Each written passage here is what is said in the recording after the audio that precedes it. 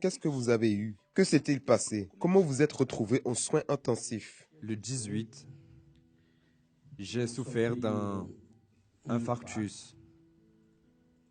C'était jeudi. Vendredi, j'ai fait face à la mort. Là, j'ai regardé et j'étais en enfer, jeté en enfer. Beaucoup de cris, beaucoup de démons.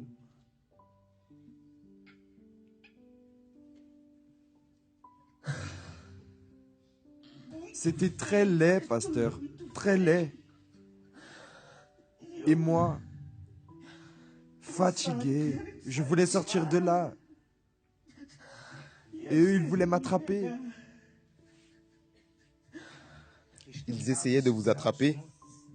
Ils ont essayé. Est-ce qu'à un moment, ils ont réussi à vous attraper? Ils m'ont attrapé, ils ont réussi à m'attraper. Et là, 2 anges sont apparus. Ils ne me disaient rien. Il y avait beaucoup de cris, mais j'entendais aussi des prières.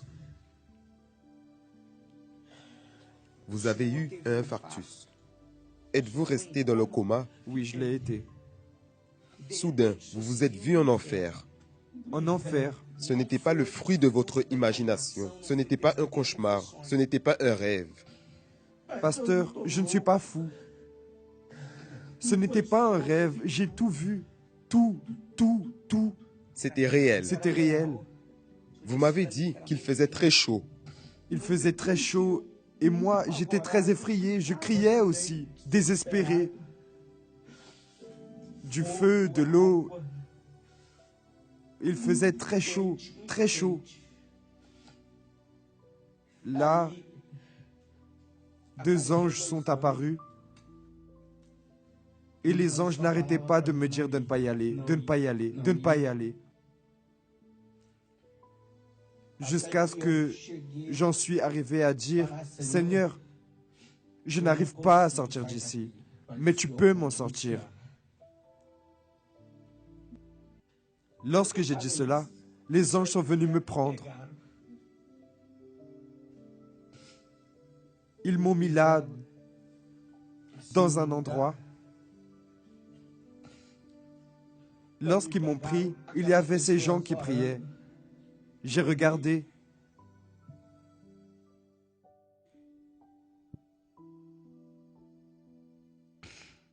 Il y avait les anges et l'ouvrière Sonia. Vous avez vu l'ouvrière. Que faisait-elle? Elle priait, clamait à Dieu pour moi. Vous avez vu l'ouvrière prier pour vous? Oui, pasteur. Une chose que je pensais, c'était que les ouvriers étaient seulement des personnes communes dans l'Église. Vous ne regardiez pas les ouvriers avec de bons yeux? Non, pasteur. Je leur disais bonjour, je les respectais, entre guillemets, mais je ne les ai jamais regardés avec de bons yeux. Et j'en profite. Je veux leur demander pardon à eux tous.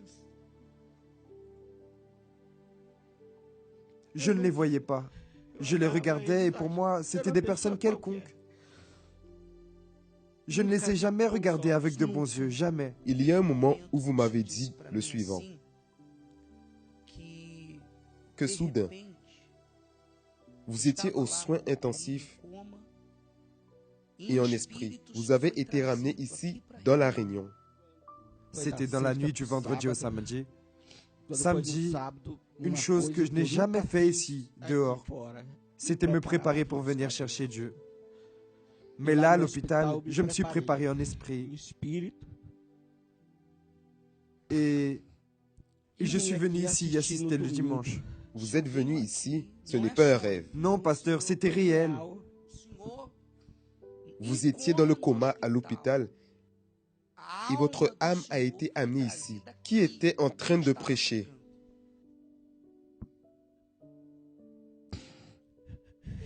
C'était Jésus qui parlait. Mais vous disiez tout ce qu'il parlait. Qu'avez-vous vu? L'église était remplie d'anges. Les ouvrières étaient des anges.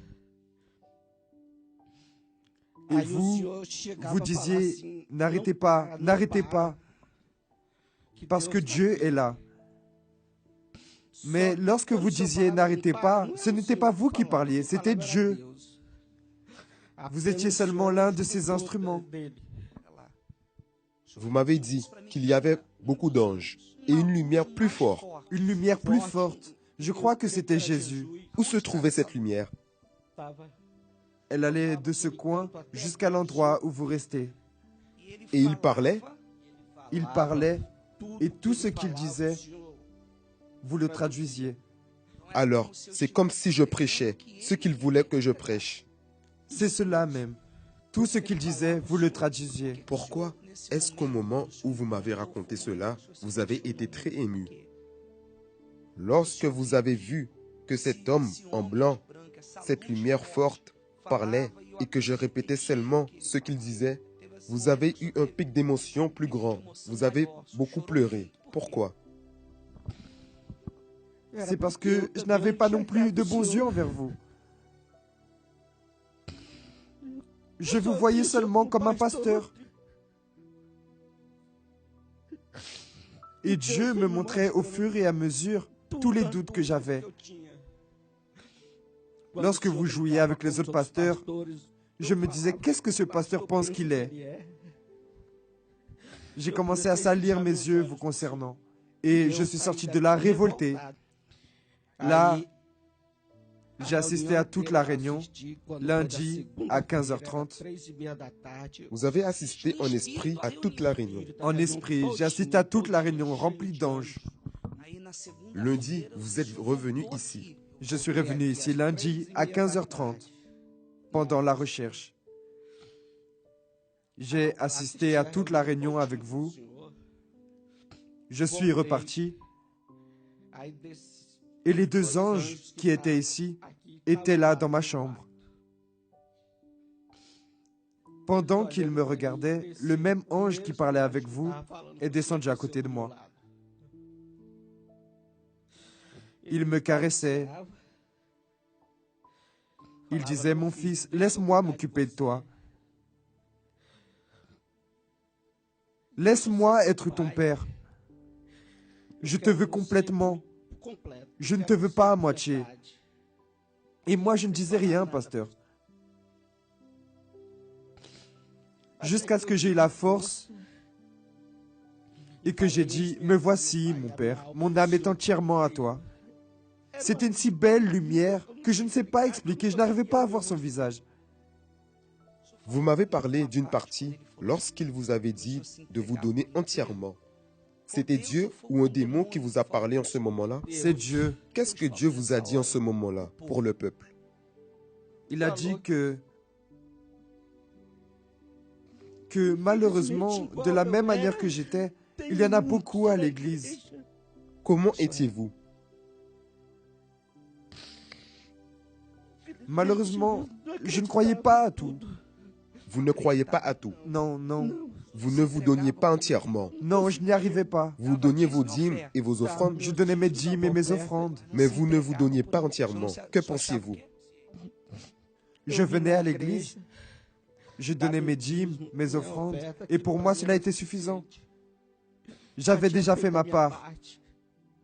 Beaucoup de fois, j'ai passé mes dimanches à assister à des matchs. L'ouvrière appelait pour aller évangéliser et je n'y allais pas. Cela m'a aussi été revendiqué.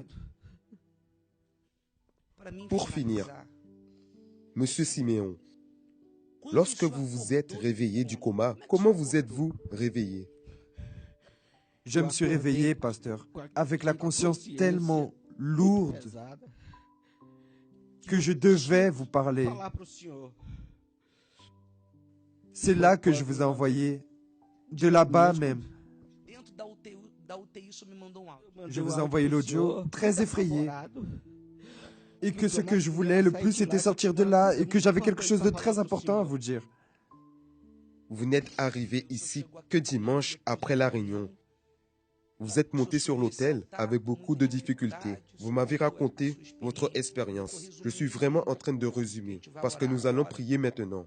Lorsque vous êtes monté sur l'autel, que m'avez-vous demandé? deux choses,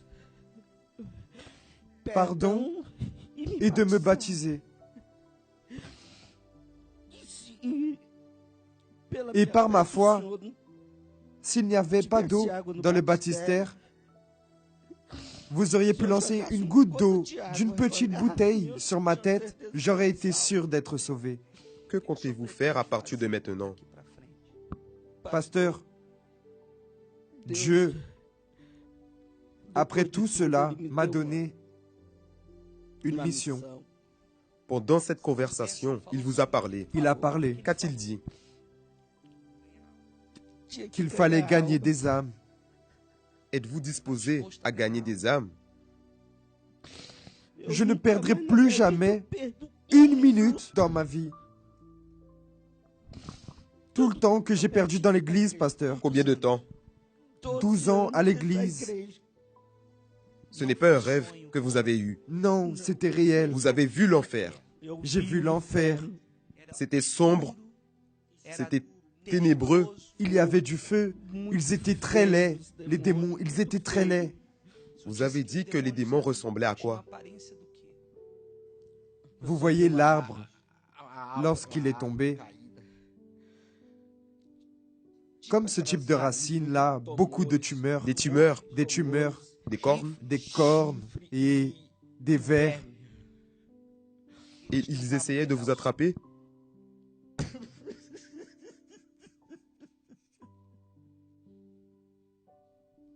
Vous m'avez dit ainsi, pasteur, l'enfer existe.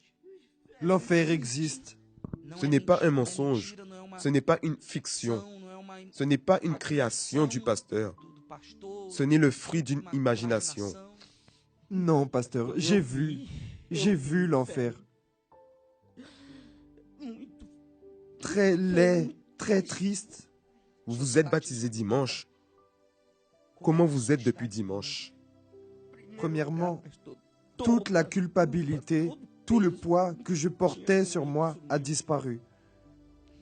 Aujourd'hui, je vous regarde et je vois que vous êtes de Dieu, que rien de ce qui sort jusqu'à aujourd'hui, rien de ce qui est sorti de votre bouche ne vient de vous.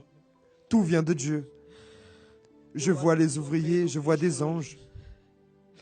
Je regarde le peuple dans l'église. Je n'ai plus de mauvais yeux, je vois des âmes. Au moment où je suis monté ici et j'ai regardé, je n'ai vu personne comme des êtres humains, mais comme des âmes. Tout a changé. Ce qui a changé premièrement, c'est ma pensée. Et à partir de maintenant, pasteur, ma vie est pour Dieu. Je ne vais plus perdre une seule minute de ma vie. Je vais gagner des âmes. Amen. Applaudissez bien fort le Seigneur Jésus. Voulez-vous dire encore quelque chose? Que les ouvriers me pardonnent. Parce que j'ai beaucoup souffert. Et je sais qui ils sont maintenant. Je ne peux pas dire que je crois au Dieu d'Abraham, de Jacob, parce qu'ils sont déjà partis. Mais le Dieu que vous prêchez, je crois en lui, pasteur. Parce qu'il est grand. De la même manière que le diable était vraiment laid, Dieu est vraiment beau. Plus jamais, pasteur, je ne perdrai du temps dans ma vie. Amen. Applaudissez bien fort le Seigneur Jésus.